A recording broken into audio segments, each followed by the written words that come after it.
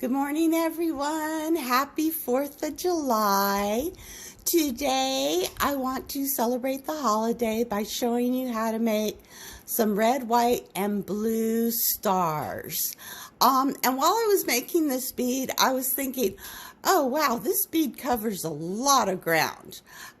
We are going to review dot placement and dot spacing, and then we'll review raking, and then on the top of each of these I put a little bubble dot. So this is a good review bead. It's also a great bead to start with if you want to start getting into mandala beads, the ones with the big holes and all the dots around and the little raking. This is a good place to start. So today's colors are going to be red, white, and blue. And I do have a stringer of clear that I'm going to use to cover the dots with. And let us get started. Okay, here we go. Okay, we're back again. And I say again because this is take 3 of this video.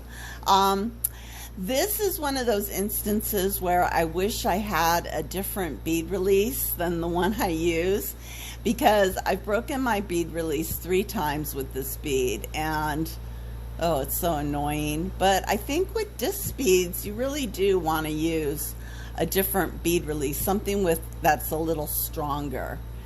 And I think the name of the stronger bead release is Super Sludge, but don't quote me on that. All right, I wanted to start out from the very, very beginning on this bead because I wanted to show you the footprint of this skinny donut fat disc. I want my disc, I'm starting out with 2 wraps across, and I think I'm gonna go like 3 wraps high, 3 or 4, I can't remember. It's a visual thing. Anyway, you want to really get a good footprint to start out with. I like, for these types of disc beads, I like my footprint to be as wide as the rod is. So when I look at this bead, just like that, and I put my rod down, it's about the same width. And then I know that I'm gonna have a good base to work with, and a lot of material that I can rake to do my rake dots. Now I'll go do the right side first and then the left side, and then if there's spaces in the middle, I'll go ahead and fill that in too. So I think that is the 3rd wrap, so we're gonna go 4. So this is the final wrap right here. And I am actually using the same technique with my rod as I do with my stringer. In other words, I find a spot, put my glass down, and then leave the rod in one place while slowly rotating the bead. And I've slowed down so much because I'm so afraid that my bead release is gonna break. I'm gonna lose this bead. So this is good. I think in my last video I told you guys, oh, I gotta slow down. And yep, broken bead release really will force you to slow down. Okay, that looks like a good thickness for the start of my bead. So I'm gonna go ahead and start rotating this little puppy. And I just rotate it slow. Again, with this bead, paying attention to the mandrel holes. I want them to be nice and even and smooth. Now, if your bead starts getting a little wonky, I have my tweezers. I just put them in, kind of squeeze and rotate, and you can get that wonkiness to straighten out. So that's good. That's coming along as a disc. You're looking at your bead, seeing what parts are kind of flat. If you have a flat part, point it downwards and the glass will flow down and you can even out that flat spot. Okay, this is looking good. In and out of the flame, you guys.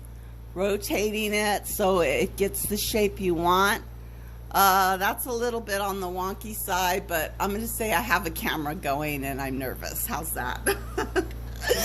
Excuses, excuses. But I haven't broke my bead release yet, so I'm happy. Okay, let's start with the dots. Now, this is going to be a review of dot placement and dot spacing. So we're going to go ahead and put down our dot, and I'm going to try to do it at the 90 degrees, but my camera's in the way, so there's another excuse. Let's get the first one down, 90 degrees, push down, pull up, and that is a great dot. Let's see, can you see it? There we go. All right, that's dot placement. Let's go dot spacing. Now, if you guys remember from the dot spacing video, what I do is I heat up my bead, I get a gather, and let me get this in focus for you guys so we can really see that. Okay, so I heat up a gather on my rod, I turn the first dot 90 degrees, I take my rod 90 degrees, push it down, and get it back in the flame and pull it up.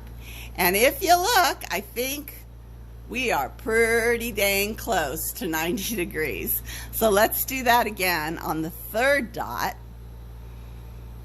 And I'm going to put that dot 90 degrees. I'm going to push my rod 90 degrees and pull her up. There we go. And then the fourth dot is kind of a no-brainer. Just put it, I eyeball it in between. But once you get those first three down, it's really easy to put that fourth dot on. So let's see how we did. Oh, it's almost a perfect square. I like it. I think we did all right. Okay, time to press.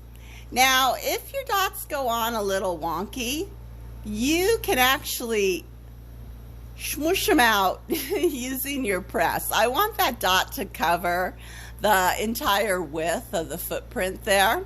So, and sometimes, you know, if your dots go on a little lopsided, you can move your press around to get them evened out. I do want the edges of the dot to kind of stick over the footprint a little bit, because that's going to help when we rake. And I don't know if you can see, let me see, focus, focus. See how that little dot is sticking out a little over the footprint? It's almost an undercut, but not severely. And I just like it that way because I want something to grab when we go to rake. Okay, let me refocus again on my bead. And now I'm going to put down the red on top of the white.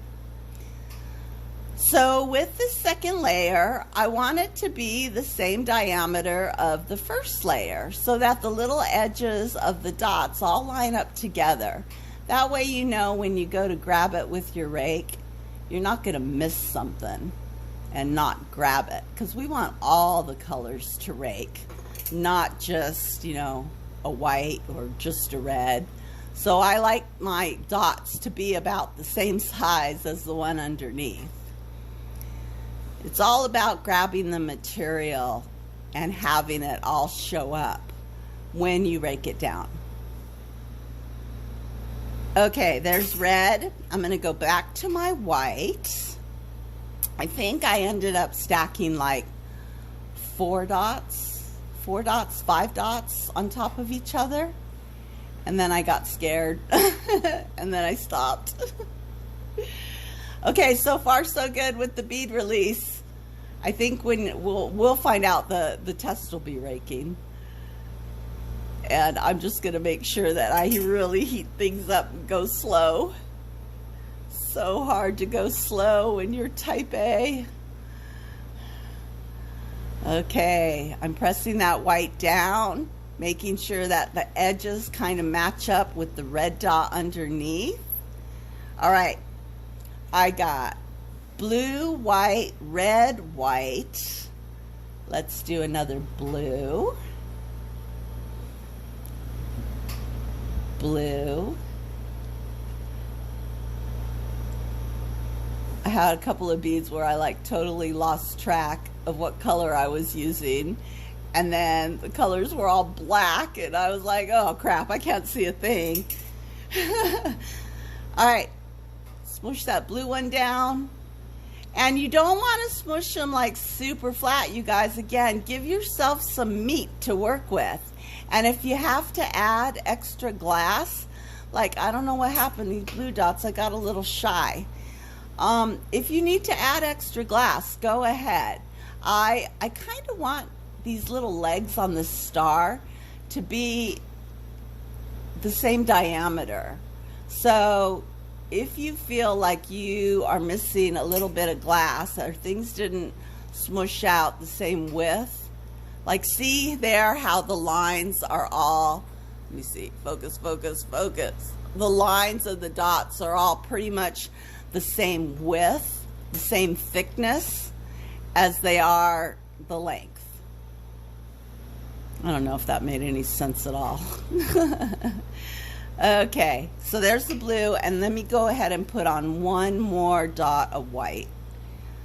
I don't know why, it just seemed appropriate to finish the bead off with a white dot. I also think that the bubbles, they show up better on like white dots than they do the darker colors.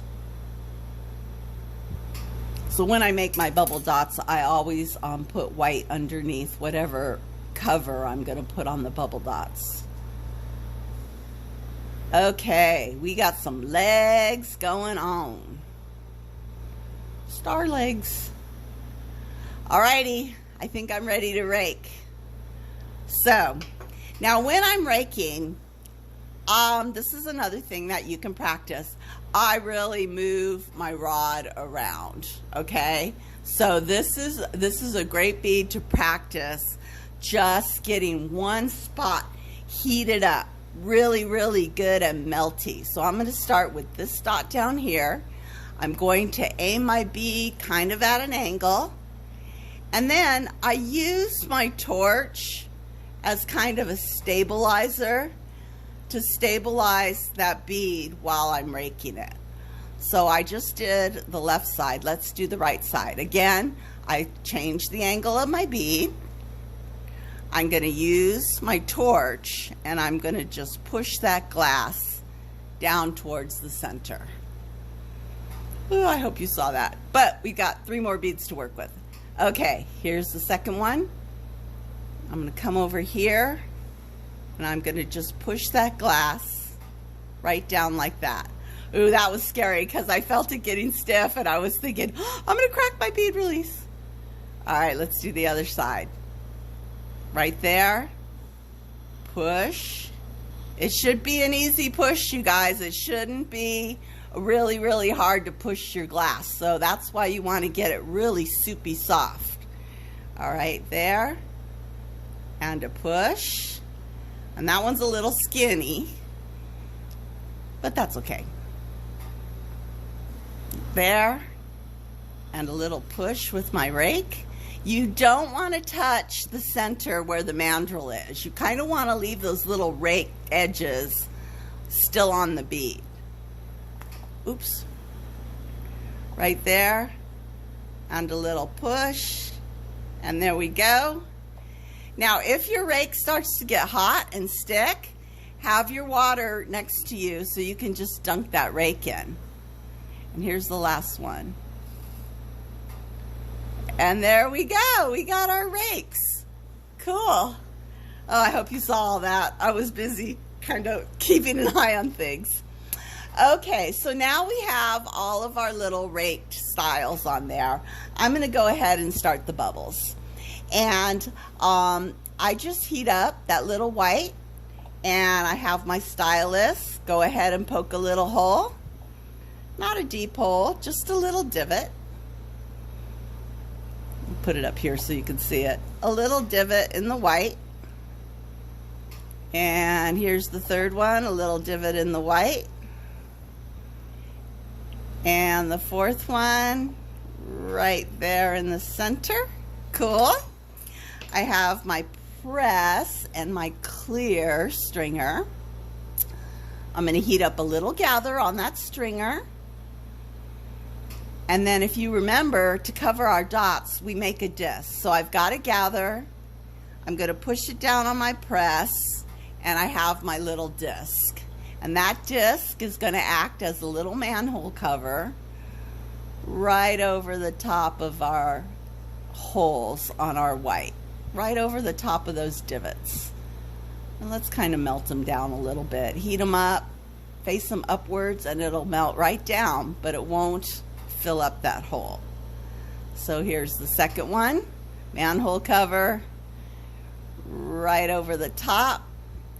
And let's kind of heat it up and shape it and get it to fall flat a bit. When I was making my practice beads for this video, it always seems like I had one bubble that was sticking way out.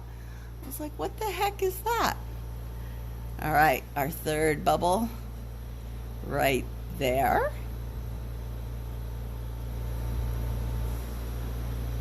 There we go. Shaping it around a bit, and then let's do the last bubble. Right at the top. There we go. All right. Now, just for some extra oomph, I do like to put little dots like in the center of each of the rakes because it looks cool. So I'll put a little red dot in between each of the rakes. And it's just a dot because I think the kids would like it. It looks pretty cool.